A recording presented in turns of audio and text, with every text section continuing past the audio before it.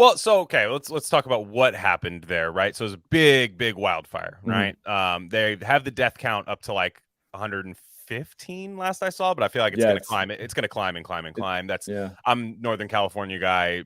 These happen. You don't know the death toll until it's Hmm. years later. Usually, sometimes like it's there's a lot of cleanup to be done. But I mean, thousands and thousands of people displaced out of their homes.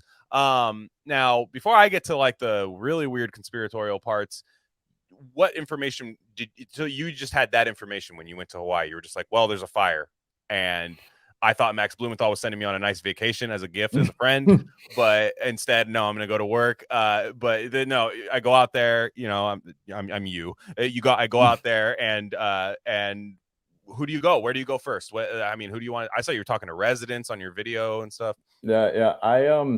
I mean, there was a few days in between when I found out I was going and when I actually went. So I was like, there's like all of the information coming out of there is like, interestingly enough, it's like it's like locals, mostly young people on like TikTok. And so like, Yeah.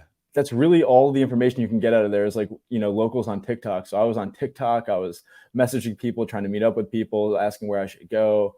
And then I got down there and it's just like I rented a car. I went down to Lahaina, which is, maybe um, 40 minutes from the airport. And it's all beautiful and it's green and it's very Hawaii. And then it's just ash. There's no town. There's no town. I was like, oh, this is different. Like I can't just go in and start asking questions. Like these people, it's like a mass casualty event. Like I can't just, start saying like, hey, what's like, I'm like a journalist, from New York. What's up? So I had to spend some time at, like these, little aid camps that they set up on the beach, kind of talking to people before they would like really trust me. Um, and then weirdly enough, someone where I'm from New Jersey, and I was linked up with a woman who lives in Lahaina, who is originally from the little town that I'm from in New Jersey. Wow. And so I met up with her and her neighbors. As she lost her house, everyone lost their house. So she kind of introduced me to a lot of locals around there. And the first thing I was told by everyone, not even just some people, everyone, like they consider the death count that you said, 115. It's been stuck on 115 for like 2 weeks. Like Yeah. these, and they say, there's this many people missing. It's like they're missing because they turn to, ash. They're Yeah. dust. No. They're not missing. They're just they disintegrated. But not one local believes that that the actual death count is 115. They say it's 1,000, 2,000, 3,000. I've heard 5,000, and you can see in the report that I put out, there's a bunch of locals who are saying it's thousands of people that died. So, I mean, that's equal to like 9/11. Thousands of people died at ground zero. So it's like it's this whole town where there's people, thousands of people missing and thousands of people turned to dust. So it was really hard to talk to locals about that. And there's another thing going on, like a thing in Hawaii where obviously it's the only state that was really like its own country. Yeah. So not too long ago either. And so they have a certain like anti-government political outlook in Hawaii that you wouldn't see anywhere in like the continental US, where like they don't like the federal government because, if you look in like history, like the US government, carried out a few coups against like the sovereign government of Hawaii. They annexed them. They threw their princes and their princesses and their kings in jail. The way that Hawaii was, made a state was like we had a bunch of military bases there, and we said, we're America. We believe in democracy. We're going to let them vote, and we put a bunch of voting machines and voting booths and stuff only around the military bases. And what do you know? Now they're a state, and so a lot of people feel like they don't like America. So when I come in, as a mainlander, they call me from the States, a New Yorker, poking around, asking questions about, like who died, who's missing. They're like, kind of like, get the hell out of here. I was at the camps the first couple of days before they really knew who I was and what I was about. And CBS and ABC walked into the camp with their big cameras and their microphones and, their field producers, a team of like 10 people trying to get stories from these people. And the camp would just, yell them out of the camp and scream at them. And just until they left, they called them vultures just looking for a story. Yeah. Like they didn't like the mainstream media. They really don't like the government. They have a really interesting political view there in Hawaii. Um, and so getting people to speak to me was, a problem in itself. But I spent enough time there where I was able to get enough interviews and kind of piece together a story. But they probably still want some, like, because even if they have a trust issue with, CBS, ABC, Hmm. big stuff from, Hmm. across the water, you know what I mean, in Hmm. the States, when you start, they probably still want somebody to get the story, right? They still want some, like, I can imagine at least, like, again, independent journalist guy who isn't showing up with like a huge van with the Of satellite on course, yeah. top, It like was just me and my camera. right. So I can imagine that, like, yeah, at first you're like, who the heck's this guy? But if I'm going to tell anybody and I have this distrust and I'm traumatized, let's be real, I'm Hmm. traumatized because again, like I'm like living on a 9/11, beach. My house is gone. Yeah. yeah, it's bad because I'm from Northern California. I've had to work in fires up north in Santa Cruz Hills and things like that. You see like skeleton, like dog carcasses and like skeleton and all these crazy things like burned up in Hmm. cars. It's really sad. So these people are like traumatized, but they, I mean, I guess how long did it take for them to start talking to you? Like two days of me hanging out there all day and talking to It's not people, and bad. then like finally I would get a good conversation. They'd be like, all right, I'll talk to you. And then my friend is over there. I'm sure he would love to talk to you. And so Yeah, like surely enough, like I was able to speak to people, but at first they really were hesitant to speak to any outsider coming into their aid camp. And a lot of these aid camps, you might have heard. So I talked to a lot of people. This is in the report that I put together, but the aid camps were set up originally. It was just locals running the aid camps. They were taking boats from other islands and bringing supplies to Maui, and it was really just locals helping locals. And then on like day 4 or 5, FEMA was there in full force, and they totally they like essentially told the locals that they can't do this anymore. They confiscated lots of water, food, medicine, clothes from these smaller independent aid camps and tried to centralize everything. And yeah, so maybe there was like somebody who was in charge of this aid camp, and FEMA would walk up to him and say, "All right, tell us what's going on. Tell us who's doing this, and where are you keeping this?" And they would say, "Oh, we're good, thank you, though, we're good." And they would say, "No, no, no, no, no, no. We're yeah, here now. We're gonna help you." And just them that like change of hands for the aid camps, it like set them back a week, and all of the locals say the same thing. They don't like FEMA, they don't like Red Cross. We were doing just fine, getting water, getting food, getting medicine around, and a lot of the aid camps kicked FEMA out of the camp. mm, um, it was like not, they weren't cordial at all. Like they would see the FEMA on the shirt and they would say, get out of here, we're good. It was a really interesting, they didn't like any government agency or any yeah. large NGO in their business. I mean, who the hell would? I mean, I get it if people do. I mean, I understand the function of government assistance. Trust me, like I understand it, especially Mm. in a crisis. But it's like, first off, we have a crisis every day now, so Yeah, fair enough. there's just these constant, like, not downplaying what's happening in Hawaii, of Mm. course, but like we watching from home. If I'm watching NFL Sunday, it's just like Hawaii needs help.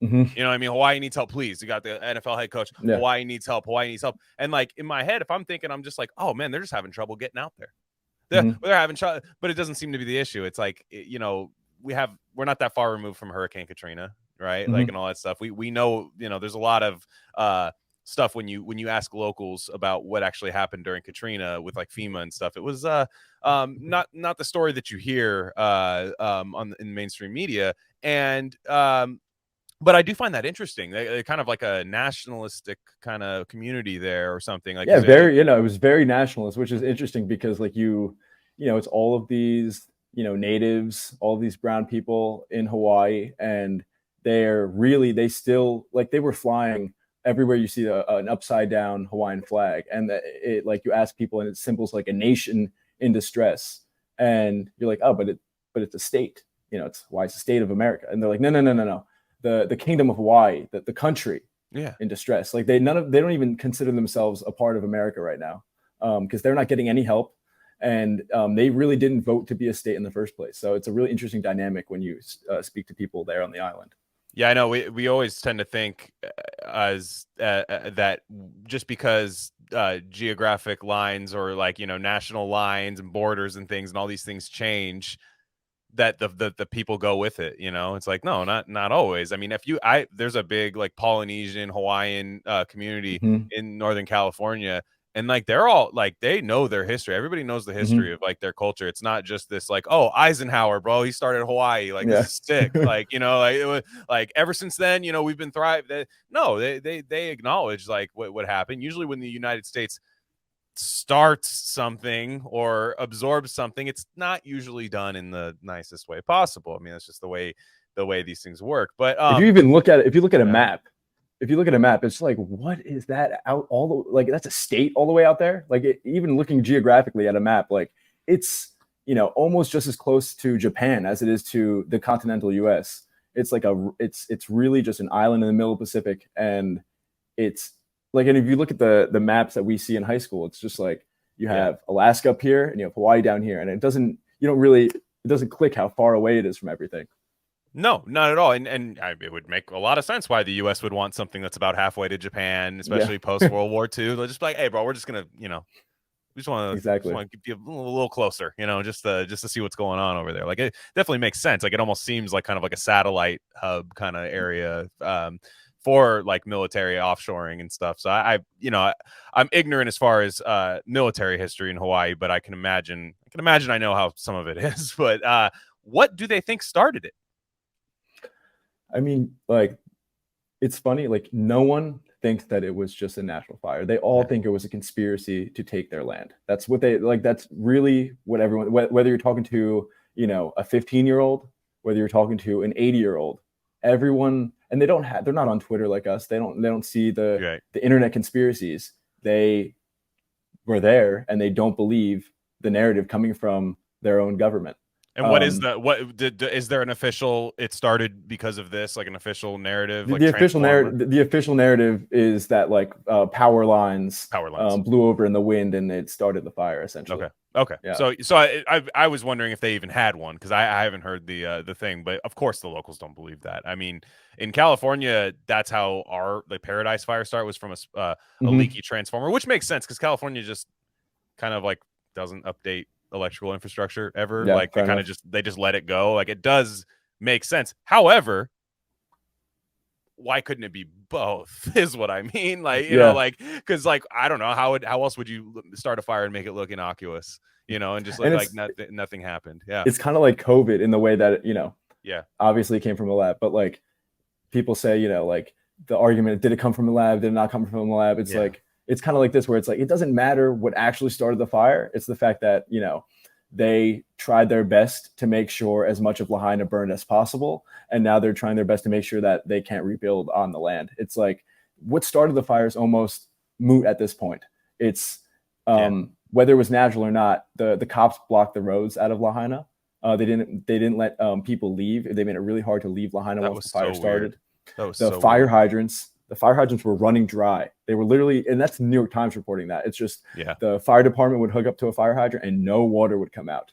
And if you remember, I think it was in 2018, they all got a mass text message in Maui when there was that false alarm that that North Korea sent a ballistic missile over to Hawaii. Oh yeah. And they all got a text message. The sirens went off. It was crazy for like 4 minutes, and then they were like, "Listen, it was false alarm. I'm sorry."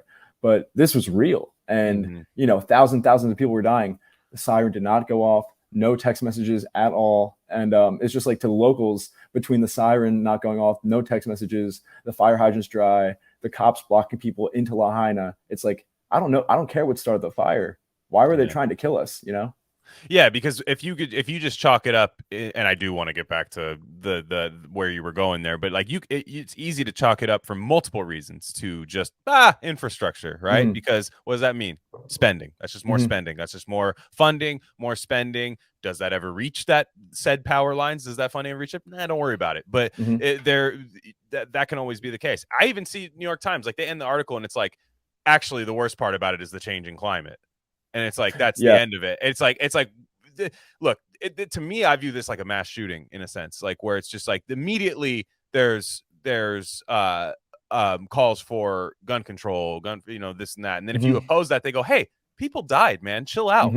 It's like, well, I care. I mean, yeah, I care that they died, but it's like I'd also like to know why and Hmm. what the plans are after this and stuff. That's not insensitive to think that. It's insensitive for you to bring up elections and stuff, and gun control and or climate change, or even like Biden said, hey, one of the best hurricane responses, part of it is getting vaccinated. Like I remember when he said that. Like, Yeah, like yeah, yeah, of it's course. And that's how crazy. you know that, these elected officials, these politicians, like they don't care. They don't No. care about the people who get shot in mass shootings. They don't care about the people who die in hurricanes. They're making about vaccines. They're making about gun legislation. Like this is all, it's highly political for them, and it is highly political, but not in the way that they're making it. Um, but when you look at something like climate change, I'll Hmm. say, like, do you think it's like climate change? Like, do you think they're like I'll say, MSNBC said this is the hottest summer on record in Hawaii, and they're like, oh, I don't know, is it? I don't know. They're not, climate change is not on their radar. They just know that their town was burnt Yeah. down, and the government kept them inside the town and killed them essentially.